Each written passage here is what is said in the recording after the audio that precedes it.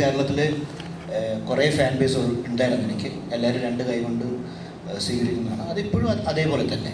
അതിൽ അടിച്ചു കയറുക, ഒരു എക്സ്ട്രാ ബൂസ്റ്റ്, അത്രേ ഉള്ളൂ. ഒരു ബൂസ്റ്റ്, ഒരു പുഷ്, ബാക്കിൽ നിന്ന് ചെറിയ പുഷ്. അത് ഭയങ്കര സന്തോഷമായിരുന്നു. ആദ്യം ഈ DNA ഒരു ദിവസം ഒരു ലേറ്റ് ഈവനിങ് എനിക്ക് വിളി വരുന്നത് ത്രൂ ഡിക്സൺ. സന്തോഷമായിട്ടൊരു വിളിയാണ് വരുന്നത്. ഞാനും സന്തോഷമായിട്ടും തമ്മിൽ ഒരു like we are like friends. നമ്മൾ കുറേ കാര്യങ്ങൾ ഞങ്ങൾ ഷെയർ ചെയ്യുന്നതാണ്. അങ്ങനെ സന്തോഷമായിട്ടും വിളിച്ചു.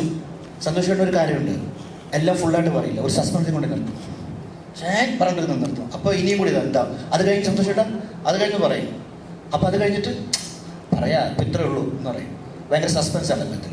അപ്പോൾ പിന്നെ ഞാൻ ചോദിക്കുന്നത്, സാർ ഇങ്ങനെയാണ് തുടങ്ങിയത്. എനിക്ക് ബെൻസി പ്രൊഡക്ഷൻസ് ആണോ സാറാണോ ഡയറക്ഷൻ ചെയ്യുന്നത്, എനിക്കൊന്നും അറിയില്ല. ദെൻ സാറിൻ്റെ പേര് പറയുന്നു. സാറിന് ഞാൻ വലിയ ഫാനാണ്, ഫ്രോം ദ ബിഗിനിങ് വലിയ ഫാനാണ്. സോ ഒരു ആക്ടറിന് സാറിൻ്റെ കൂടെ വർക്ക് ചെയ്യാൻ പറ്റിയത് വളരെ ഒരു ഭാഗ്യമാണ്. സോ ഹാപ്പി സാറിനോട് വർക്ക് ചെയ്യുന്നത്. ഞാൻ സാറിനെ പോലെ വേറൊരാളെ കണ്ടിട്ടുണ്ട്, തെലുങ്കിൽ കൊടി രാമകൃഷ്ണ. ഒരിക്കലും ദേഷ്യപ്പെടില്ല, എല്ലാം ഭയങ്കര സോഫ്റ്റാണ്. ഏത് കാര്യവും ഭയങ്കര സോഫ്റ്റായിട്ടാണ് ഹാൻഡിൽ ചെയ്യുന്നത്, ഒരു പ്രഷറും ഇല്ല. അത് കഴിഞ്ഞ് ഞാൻ സാറേ കാണണം, ഒരു പ്രഷറില്ല, ഒന്നുമില്ല. എല്ലാവരോടും വളരെ സോഫ്റ്റ്, ഭയങ്കര കംഫർട്ടബിളാണ് ആർട്ടിസ്റ്റ്.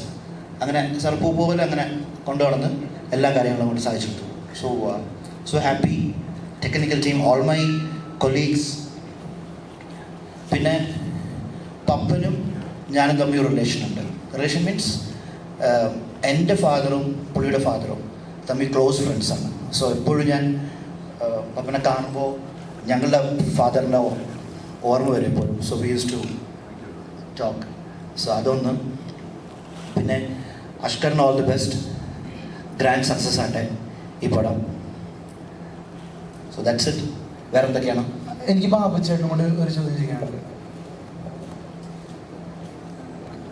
സാർ എത്രത്തോളം നൊസ്റ്റാൾജിക്കാണ് ഈ സിനിമ? കാരണം സാറിന്റെ ഏറ്റവും വലിയ ഹിറ്റ് സിനിമ സംവിധാനം ചെയ്ത ഡയറക്ടറുടെ ഒപ്പമാണ് ഇപ്പോൾ വീണ്ടും വർഷങ്ങൾക്ക് ശേഷം അഭിനയിക്കുന്നത്.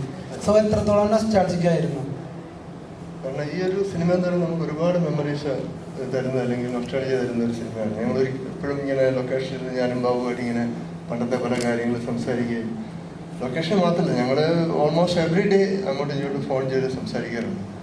അപ്പം ഈ സിനിമ എന്ന് പറയുന്നത് ഇതിൻ്റെ ഒരു ഭാഗമാകുക എന്നുള്ളത് മാത്രമാണ് എൻ്റെ ഒരു ഇത്. അങ്ങനെ ഒരു ഭാഗ്യം ലഭിച്ചതിൽ എനിക്ക് സന്തോഷമുണ്ട്. വീണ്ടും ഞങ്ങൾക്ക് ഒരുമിച്ച് വീണ്ടും ഞങ്ങൾ ഒരുപാട് പല സിനിമകളും പ്ലാൻ ചെയ്യുന്നുണ്ട്.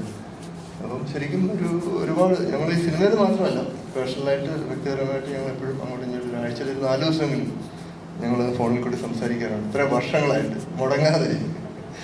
അപ്പം ഡെഫിനറ്റ്ലി നമ്മൾ നേരിട്ട് കാണുമ്പോൾ ഒരുപാട് മെമ്മറീസ് സ്പ്രിങ്ങിങ് ബാക്ക്. പിന്നെ എല്ലാവരുടെയും കൂടെ വർക്ക് ചെയ്യുന്നതും അതൊരു വലിയ സന്തോഷമാണ്. ബാബുചേട്ടൻ്റെ ഈ സിനിമയിൽ എന്താണ്, ഈ സിനിമയിൽ പ്രത്യേകമായിട്ട് എന്തെങ്കിലും കരുതി വെച്ചിട്ടുണ്ടോ? ശരിക്കും ഒരു കാമ്യമാണ്. അപ്പോൾ എന്നോട് ബാബു പറഞ്ഞു ഇതാണ് സംഭവം, ഒന്ന് ചെയ്യാമെന്ന് ചോദിച്ചു. ഞാൻ കൂടുതലൊന്നും ചോദിച്ചിട്ടില്ല. ബാബുൻ്റെ ഒരു അതെ അതെ അതെ അപ്പോൾ അത് അങ്ങ് ചെയ്തു എന്നുള്ളതേ ഉള്ളൂ, അല്ലാണ്ട് ഒരു വിശ്വാസം. അതാണ്. ആവശ്യമുള്ള ആക്ഷൻ ബാബു ആന്റണിയിലുണ്ട്. പൂർണ്ണമായ ഒരു ബാബു ആന്റണി ചിത്രമല്ല അത്. ഞങ്ങൾ വേറെ ഒരു നല്ല സംഭവം പ്ലാൻ ചെയ്തിട്ടുണ്ട്.